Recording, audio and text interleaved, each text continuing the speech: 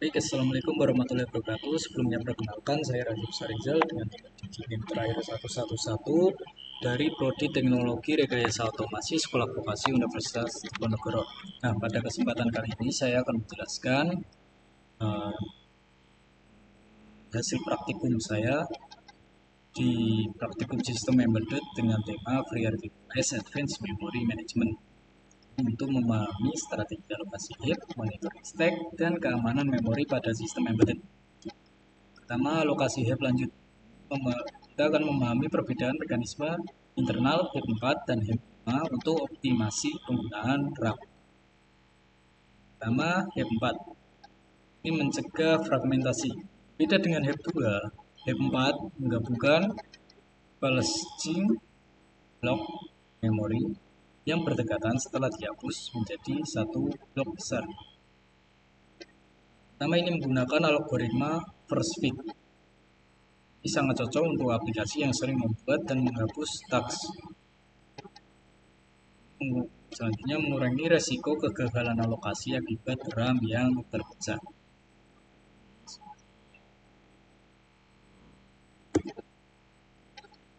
Selanjutnya, statis dan dynamic allocation. Nah, yang dinamik atau heap ini menggunakan X-Task Script.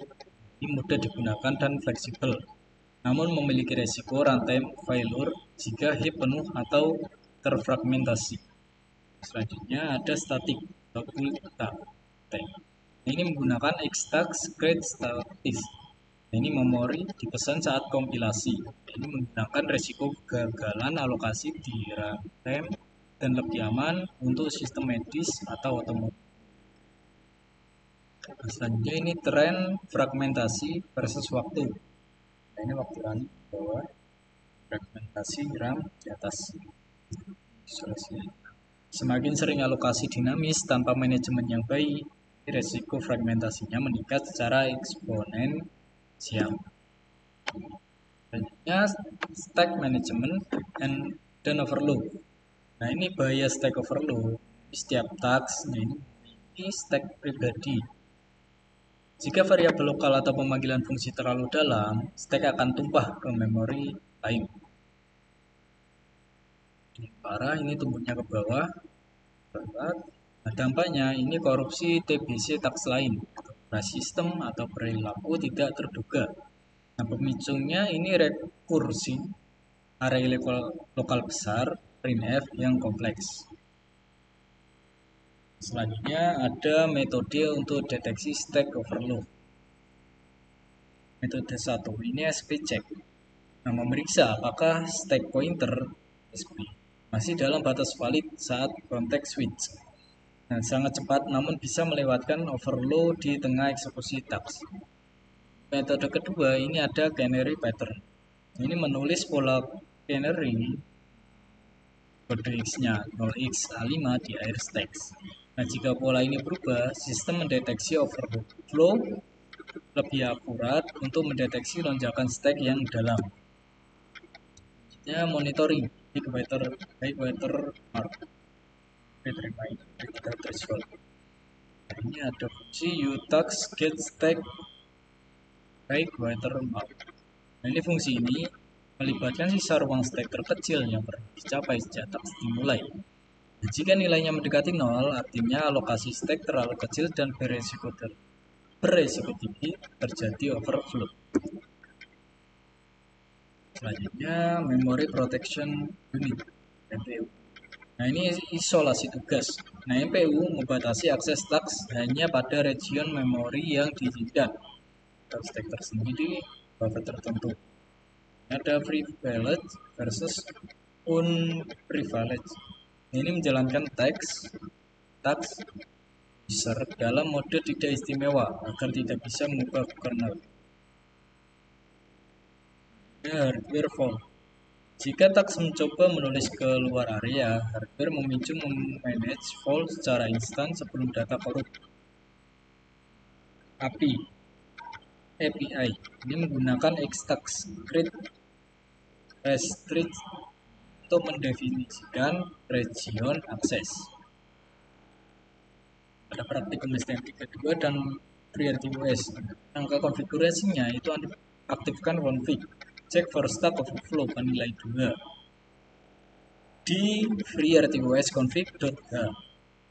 Nah, yang kedua, implementasikan fungsi hook void via application stack overflow. Ketiga, pantau penggunaan heap melalui export get free heap size untuk memverifikasi efisiensi memori. Ringkasan pemilihan heap, nah itu hapus atau free. Heap 1 ini tidak bisa, heap 4 bisa, heap 5 bisa. String heap 1 M bawah, heap 4 bisa, heap 5 bisa. Nah, multi region heap 1 tidak bisa, heap 4 tidak bisa, heap 5 bisa. SRAM 1, SRAM 2. Nah, penggunaan ini untuk heap 1 ini sistem statis sederhana. Heap 4 sistem dinamis umum, heap 5 hardware kompleks atau eksternal RAM. Ini jika ada pertanyaan bisa istiqomah. Selanjutnya kita akan masuk ke penjelasan program.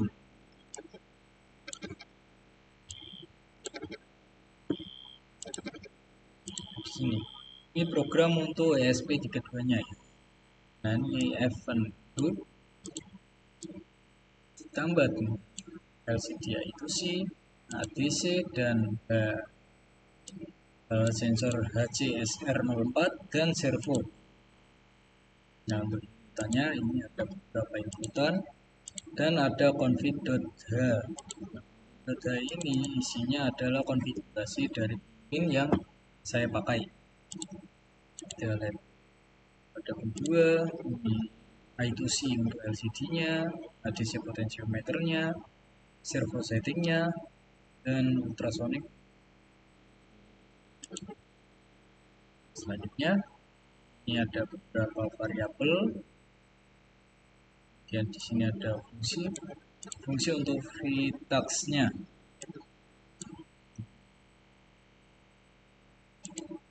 Di helper ini program dari LCD-nya ya, ada web design.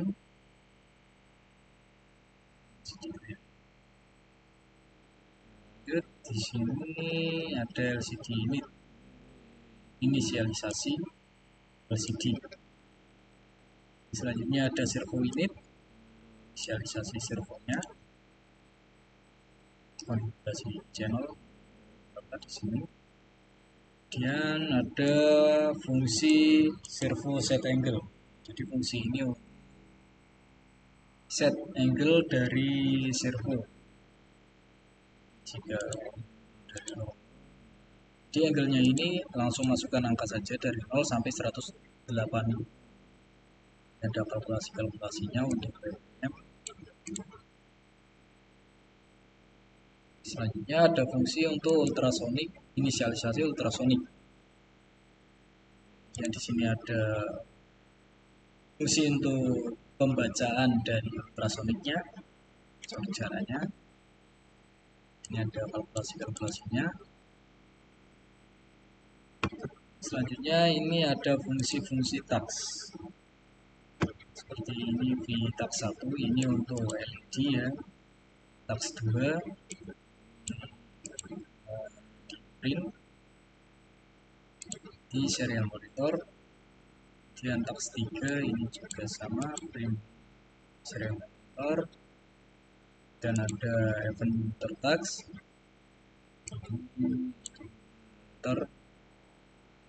dan ada DC tax. Ini tax ini untuk bacaan ADC ya.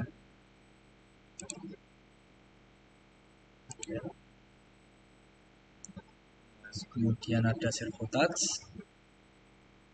ada ultrasonic tax, dan ada VLCD tax. Kemudian di augment atau inisialisasi awal, ini yang pertama diinisialisasi adalah LED. Selanjutnya create event group, jika berhasil akan lolos, jika gagal akan membuat event ini akan di serial monitor. Nah, selanjutnya ini untuk pembuatan tagsnya.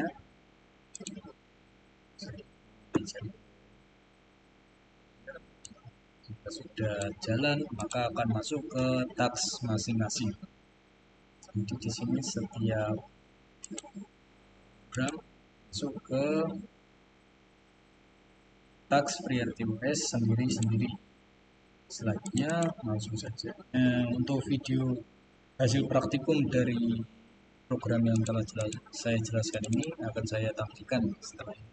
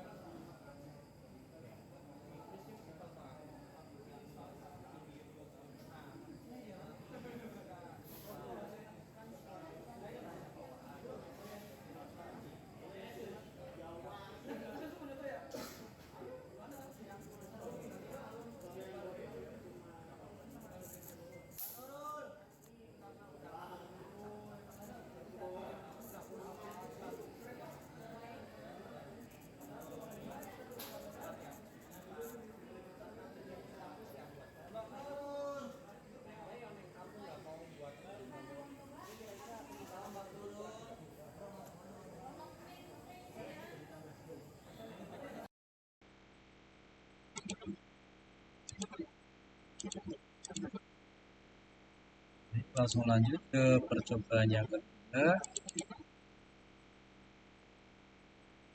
Ini sama, kurang lebih masih sama, cuma yang percobaan kedua ini saya menggunakan STM32. Inputannya kurang lebih sama, konfigurasinya ini juga konfigurasi.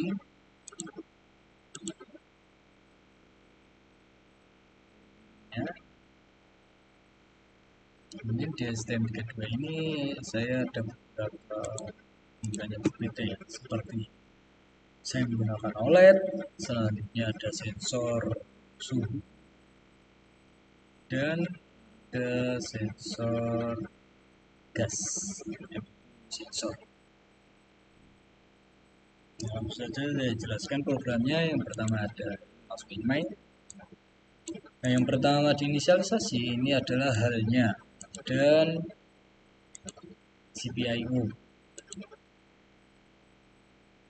Di sini ini untuk checking ya. Jadi pertama kali nyala LED pada PC13 ini kedip 6 kali.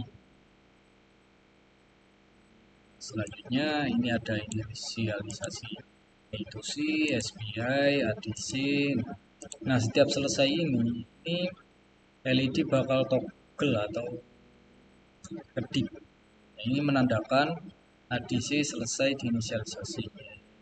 Inisialisasinya berhasil. Inisialisasi OLED. Dan ini untuk grid tags dari FreeRTOS device-nya.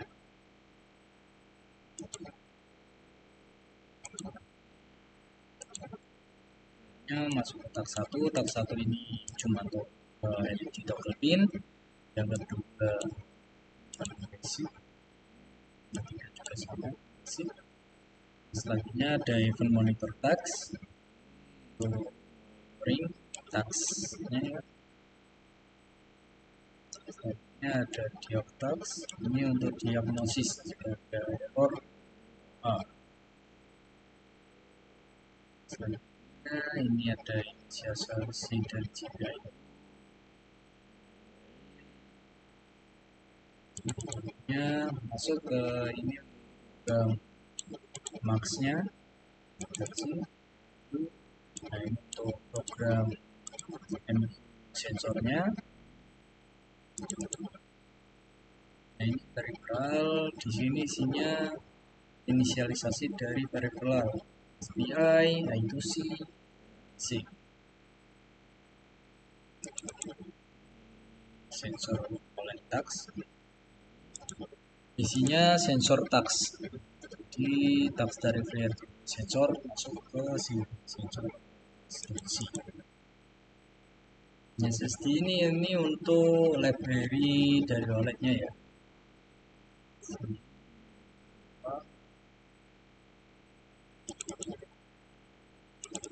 Stick.c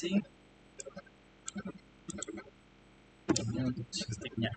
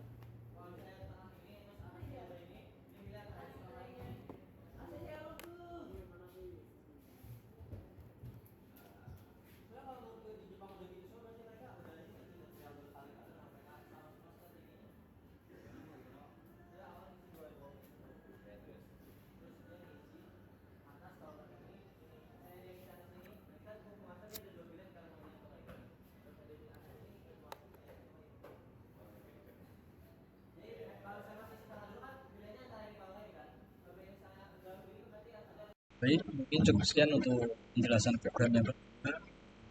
Untuk video hasil praktiknya akan saya lampirkan setelah ini.